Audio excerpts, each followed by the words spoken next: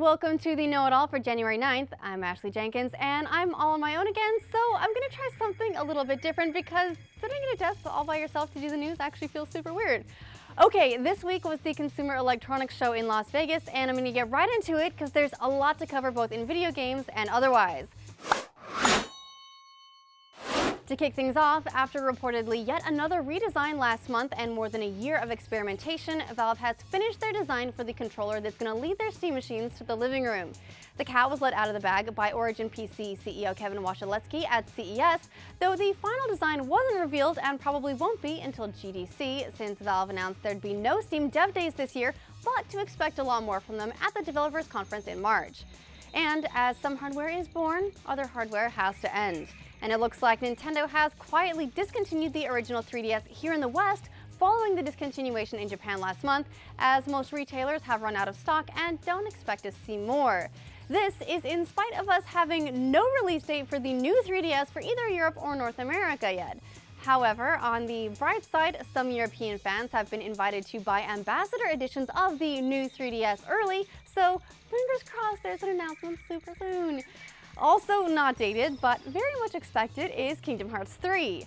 Goofy voice actor Bill Farmer may have let another cat out of another bag that the game could see released this year when he responded to a fan on Twitter saying the game would be out in 2015 and that he was finished with his voice work.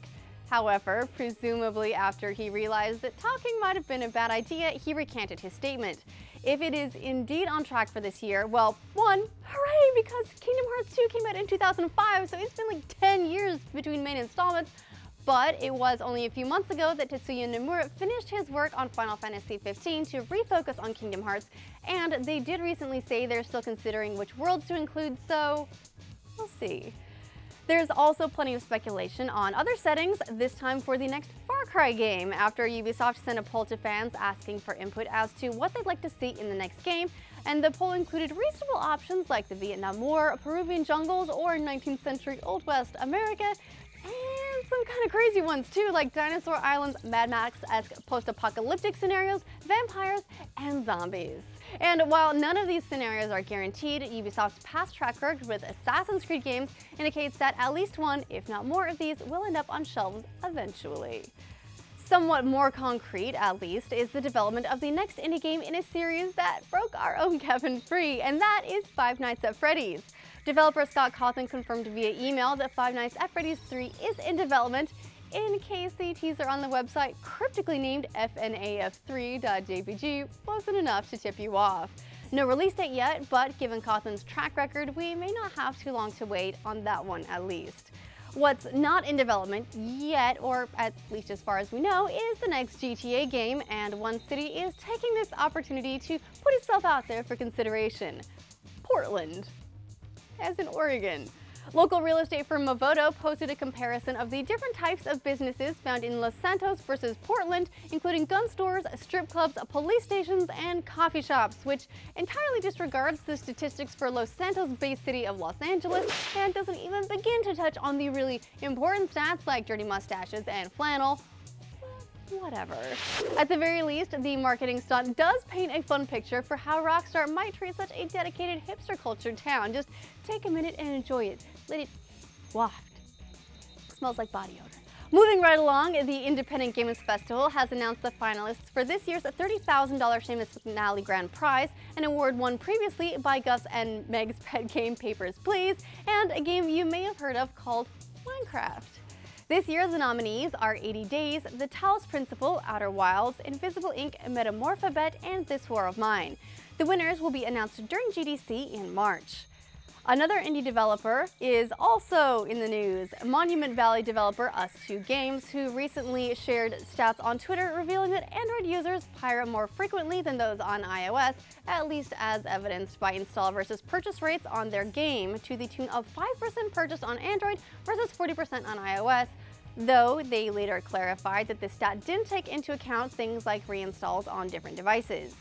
Riot, however, is going more for the carrot than the stick when it comes to guiding gamer behavior for League of Legends. The company has announced that they'll be rewarding good sports with a mystery gift. As to what defines a good sport, well, to qualify, you can't have received chat restriction, ranked restriction, a 14-day ban, or a permanent ban in 2014, and you must be at least level 5. Riot plans to continue surprising players with these kinds of rewards to encourage positive behavior among the community. Now, for those who don't mind trading a bit of money for convenience, PlayStation Now has just announced a new all-you-can-play subscription option, which will be available next week starting on January 13th for $20 a month if you don't want the commitment, or $15 a month if you subscribe in a 3-month chunk.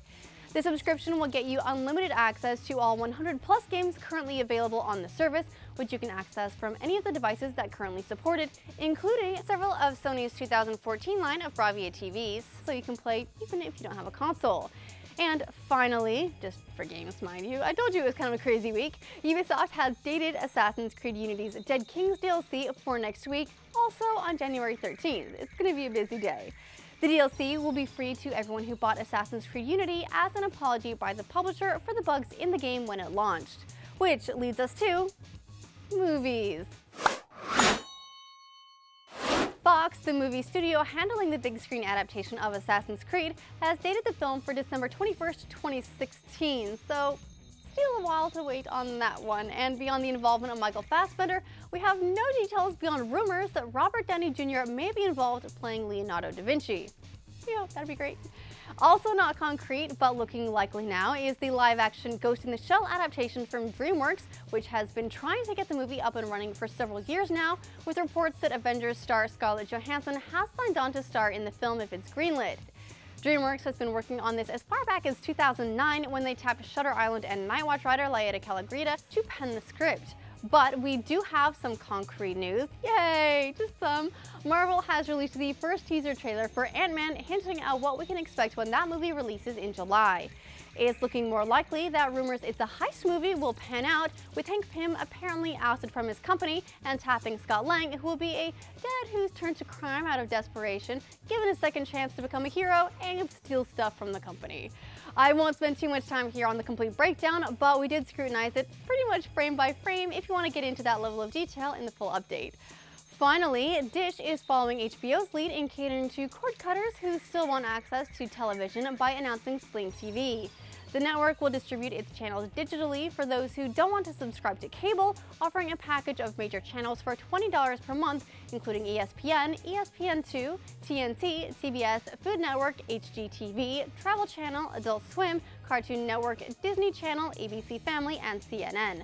Additional channels will also be available at an additional cost, including Disney Junior, Disney XD, Boomerang, Baby TV, Duck TV, HLN, Cooking Channel, DIY, and Bloomberg TV. This is a major dent in the case for traditional TV for a lot of people, since it'll make sports available without cable, and sports has been one of the biggest reasons to maintain the good old set-top box. Also, Disney, right?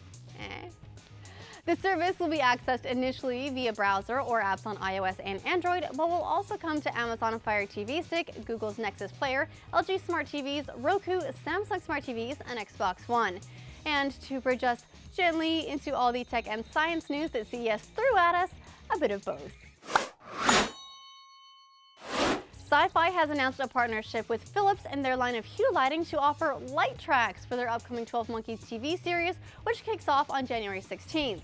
The track will use an app on your smartphone to pick up audio cues from the show and automatically change the lights in your house to suit the events on the screen.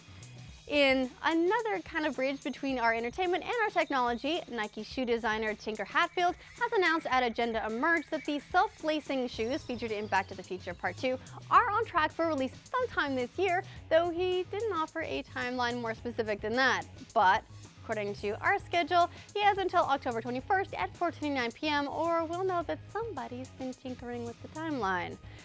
Technology is also looking for new ways to help us watch and play stuff, with Razer announcing Forge TV, an Android-based device that functions a little bit like an Apple Fire TV and a little bit like a Steam machine.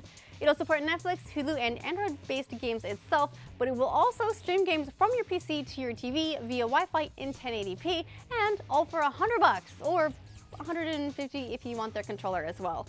There's no release date for it yet, but it is expected sometime this year. And to assist in driving technology forward, Intel has announced a $300 million initiative to encourage more women and minorities to enter the tech field and drive full representation within the company by 2020. Intel's Brian Krzanich explains, without a workforce that more closely mirrors the population, we are missing opportunities, including not understanding and designing for our own customers.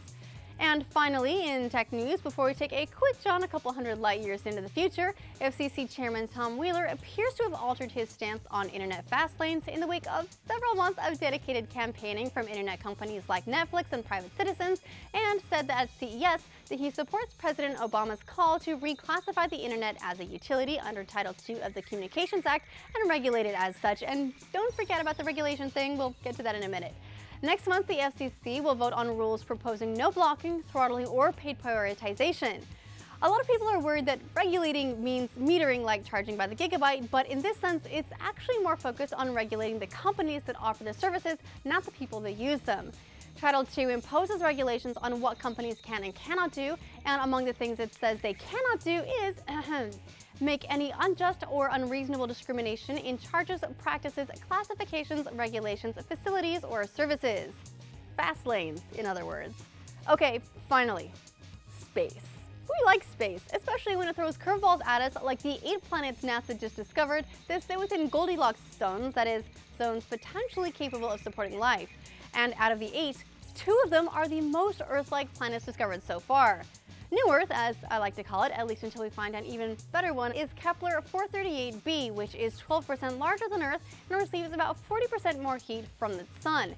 And in true sci-fi fashion, since it orbits a cooler red dwarf star, the sky would look red, or maybe purple, like a mix of the two, but definitely redder, and that's awesome. On the downside, it is about 475 light years away, and while it appears to be rocky, we don't know exactly what it's composed of just yet, or whether it holds water. All we can really tell is that it's far enough away from its sun that it could have water without it burning off, but not so far away that it would be frozen. It's the little things. And that's it for this week's Know-It-All. If you miss us, we post news throughout the day every weekday over on The Know. Make sure you check out the patch for our nominations on Best Games of the Year, leaderboard for all the latest in esports, and screenplay for our debate about whether the interview lived up to expectations. Have a great weekend, guys.